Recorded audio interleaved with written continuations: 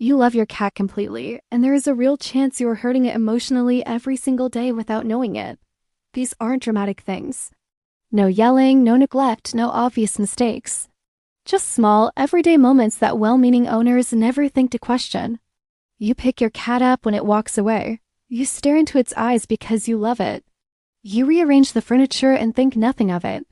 Every one of those could be causing genuine emotional damage. 7 ways, all common. All unintentional. And at least one is something you did today. Did you know that cats experience chronic stress differently from dogs? They don't whimper or act out. They go quiet, they withdraw, they stop being themselves, and most owners miss it entirely. This isn't about being a bad owner. Every person in this video loved their cat completely. That's what makes this so important to hear. Way number 1 is something almost every cat owner does instinctively. It comes from love, it feels natural, and your cat has probably been tolerating it for years. You pick your cat up, it goes stiff. You hold on anyway because it always settles eventually. That settling is not contentment, that is your cat giving up. Did you know that cats are one of the few domesticated animals that never evolved to enjoy being physically restrained, even by someone they deeply trust? One owner had a cat she described as not a cuddler, stiff when held, always jumping down, never staying long. A behaviorist watched one interaction and said the cat wasn't aloof. It was exhausted from being constantly overridden. In cat body language, physical restraint, even gentle holding, triggers the same freeze response as being caught by a predator. The cat goes still not because it's relaxed, but because stillness is its last line of defense. That owner felt the specific grief of realizing that what she thought was bonding time had been, for her cat, something closer to endurance. Let your cat come to you every time. Sit on the floor, make yourself small, let it choose the contact. The affection you receive that way will be real, not performed out of trapped politeness. And if that one landed hard, way number 2 is going to land harder, because this one involves something you do with love every single day that your cat reads as a direct threat. You stare at your cat, long, warm, loving eye contact. You're trying to connect. Your cat is reading that as a challenge, possibly a threat, definitely uncomfortable. Did you know that in cat body language, prolonged direct eye contact is an aggression signal used between cats to establish dominance or signal an incoming attack? One owner couldn't understand why her cat would always leave the room when she tried to bond with it on the couch. She'd been trying to make eye contact and smile, doing everything she thought was loving. To her cat, she'd been doing the feline equivalent of squaring up, holding a challenge stare, unblinking, directly at its face, repeatedly in its own safe space. That owner said once she understood this, she felt absurd. She'd been accidentally intimidating her cat while trying to tell it she loved it. Try the slow blink instead. Glance at your cat softly, then slowly close and open your eyes. That is the cat equivalent of a smile. If your cat slow blinks back, you just had a real conversation. Way number 3 is the invisible one, the one that doesn't involve anything you actively do. Only something that changes around your cat, and cats feel it faster and deeper than almost any other animal. You moved the couch. You rearranged the bedroom. You brought in new furniture and thought nothing of it. Your cat is in a low-level crisis. Did you know that cats create detailed 3-dimensional mental maps of their environment, and that sudden spatial changes can trigger genuine anxiety responses that last days or even weeks? One owner redecorated her living room over a weekend. New layout, new rug, same cat. Within 2 days, her cat had stopped eating normally, was hiding under the bed, and had started over-grooming a patch on its leg. Her vet found no physical cause. The trigger was environmental disruption. The cat's mental map no longer matched reality. Its scent markers had been erased, and its safe zones had disappeared overnight. That owner wished someone had told her that to her cat. A rearranged room isn't an aesthetic update. It's the equivalent of waking up and finding the walls have moved. When you redecorate, introduce changes gradually where possible. Keep 1 or 2 pieces of familiar furniture in place. And when disruption is unavoidable, put a warm piece of your clothing in the cat's favorite hiding spot. Your scent is the fastest way to tell your cat the world is still safe. Way number 4 is one of the most well-meaning mistakes on this list. It comes from wanting your cat to be happy and social, and for a certain type of cat, it creates a silent misery that can last years. You got your cat a friend. Another cat, a kitten, maybe a dog. You imagine them curled up together. You did not ask your cat if it wanted this. Did you know that domestic cats are, by nature, solitary hunters, and that forcing a solitary cat to cohabit with another animal can trigger chronic stress that suppresses its immune system over time. One owner adopted a kitten to keep her older cat company while she worked long hours. Within 6 weeks, her older cat had developed a stress-induced urinary blockage, a condition vets directly associate with environmental and social stress. Feline stress doesn't always look like hiding or hissing. Sometimes it looks like a cat that just gets slightly quieter, slightly smaller, slightly less interested in everything, a slow dimming that owners often mistake for the cat settling down with age. That owner carried real guilt. She caused a medical emergency trying to do something kind. But the vet told her something important. The cat had been showing early signs for weeks.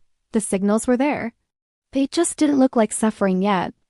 Before adding any animal to a home with a cat, spend time observing how your cat responds to other animals outside the home.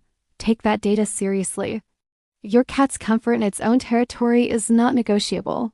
Way number 5 is one that people actively defend because it's built into how we talk about raising pets. And the science on it is now clear enough that trainers and vets have stopped debating it. If this is making you rethink things, hit like right now. We have 2 more ways left, and the last one is the most common and the most overlooked of everything on this list. You punish your cat, a firm no, a spray bottle. A loud clap, you think you're teaching it. You are teaching it something, just not what you intended. Did you know that cats have no neurological capacity to connect a punishment with a behavior that happened more than a few seconds ago, meaning almost every correction lands as random, sourceless threat from someone they trusted? One owner used a spray bottle every time her cat jumped on the counter. The cat learned to jump on the counter only when the owner wasn't in the room and began flinching whenever the owner walked into the kitchen. The cat didn't learn counters are off limits. It learned my owner is sometimes dangerous, and I cannot predict when. That shift from safe person to unpredictable threat is one of the most damaging things that can happen in a cat's emotional world. That owner stopped the spray bottle. It took 2 months of calm, consistent redirection before her cat stopped flinching near her in the kitchen. 2 months to undo what felt like a small, harmless correction. Remove the opportunity rather than punish the behavior. Double-sided tape on counters, closed doors, environmental deterrence. Save your relationship for trust, not confrontation. Your cat will learn the boundary without learning to fear you. Way number 6 is the quiet one, the one with no dramatic moment, no obvious cause, just a slow pattern that builds across weeks and months. And cats feel it long before owners notice anything has changed. You went through a hard stretch. Work, stress, life. You were still there, still feeding your cat, still home. But you stopped being present, and your cat noticed before you did. Did you know that cats form secure attachment bonds with their primary human, classified by researchers using the same framework used for human-infant caregiver bonds, and that emotional withdrawal from that person is processed as genuine loss? One owner went through a difficult few months and described her cat as getting distant, less interested, sleeping in different rooms, not greeting her anymore. She assumed her cat was moody. She later realized the distance had started the week she stopped engaging. Her cat hadn't gotten distant. It had mirrored her. Cats in secure attachments regulate their emotional state partly through their owner's presence and engagement. When that goes quiet, the cat goes quiet too. That owner said the moment she got back on the floor with her cat, not performing affection, just being there, present, phone down, her cat was in her lap within 4 minutes. It had been waiting. It just didn't know how to ask again. You don't need to be perfectly present every day, but you do need to show up, really show up, for at least 10 minutes of actual connection. Sit on the floor, put the phone down. Let your cat find you there. Way number 7, the last one. And I want you to hear this one without defending it, because it's the most universal mistake on this list. It's in almost every home, and it's so normal that most people have never once thought of it as a problem. Your home is silent all day, your cat is alone, and you think that's fine because cats are independent. That assumption is costing your cat more than you know. Did you know that indoor cats left in unstimulating environments for extended periods develop chronic stress responses that look nearly identical to clinical depression in humans, decreased appetite, disrupted sleep cycles, and repetitive self-soothing behaviors like over-grooming? One owner came home every evening to find her cat had been licking a patch on its belly raw. No fleas, no allergies, clean bill of physical health. Her vet used a phrase she hadn't expected: environmental poverty. The cat's world was too small. Same view, same silence, same four walls, no variation in scent or sound or stimulus, day after day, and its brain, wired for a world of hunting and exploration, had started turning inward for stimulation. That phrase, environmental poverty, hit that owner like a wall. She'd given her cat food, warmth, safety, love, and had accidentally given it a life with nothing to think about. 15 minutes of active play per day, a window perch with outdoor access to watch birds in movement. A paper bag left on the floor, a cardboard box with a hole cut in it. These are not luxury items. They are mental health essentials for an indoor cat. Rotate toys so they feel new. Leave a window cracked for outdoor scent. Put a bird feeder outside a window your cat can reach. The goal isn't entertainment. It's a life that feels worth being awake for. 7 ways, all common, all unintentional. Every single one fixable, starting today, starting with just one. You don't have to overhaul everything. You just have to be willing to see your cat's experience from the inside, not the outside. The cat that goes still when held. The one that leaves when you stare. The one that got quieter after you got busy. The one that licks itself raw in an empty house. None of them were broken. None of them were just like that. They were telling you something in the only language they had, and now you speak it. The hardest part of loving something that can't use words is learning to hear what it's saying anyway. You just did that. Drop a comment below with which way hit you hardest. The punishment one stops most people cold. But number 6 about emotional withdrawal is the one that gets the longest comments. Share this with one cat owner you know, not because they're doing something wrong, but because every cat deserves an owner who keeps learning.